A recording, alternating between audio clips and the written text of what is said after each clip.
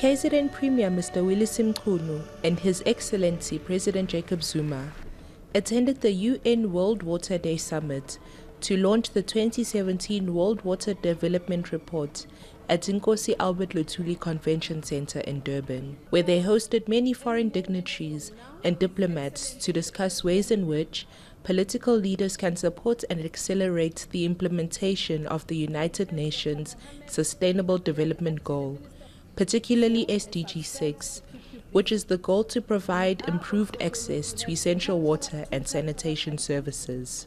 Worldwide, over 80% of the wastewater from our homes, cities, industries, agriculture is released back to nature untreated and without being reused.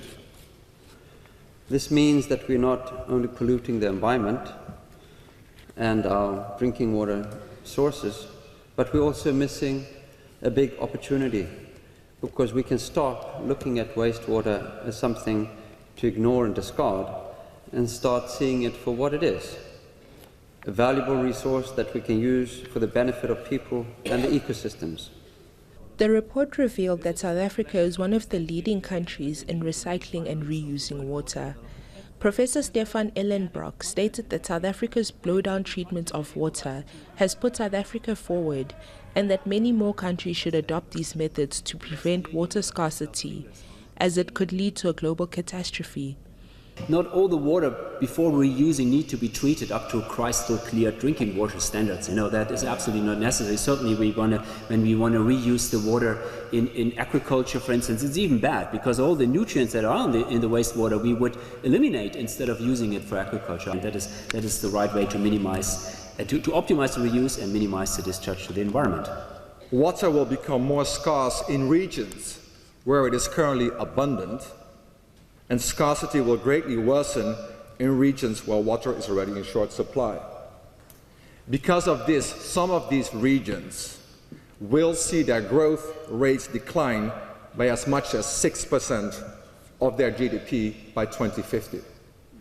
We do know that water insecurity could multiply the risk of conflict and drive migration.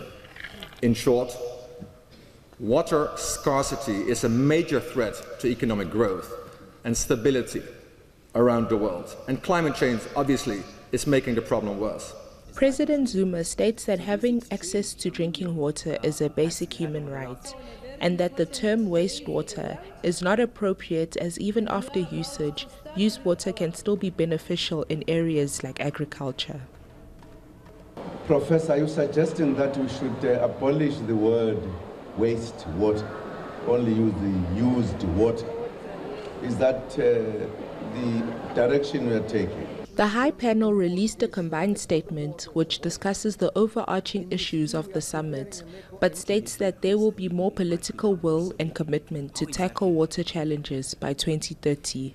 If the world continues on its current path, projections suggest that the world may face a 40% shortfall in water availability by 2030, affecting at least 1.8 billion people.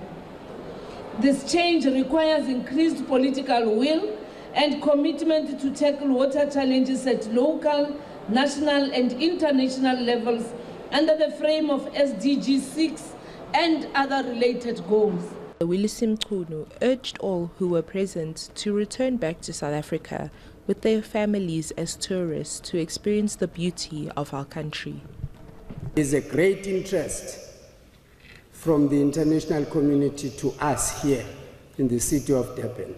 We highlight this to contextualize the importance we attach in portraying this province as an important site for exchange of ideas and finding solutions to problems of different parts of the globe. The province is being developed as a center of cultural and sporting excellence. We look forward to welcoming you back here after this summit as tourists. For KZN Provincial Government News, I am Nolwazi Tlumai at ICC, Durban.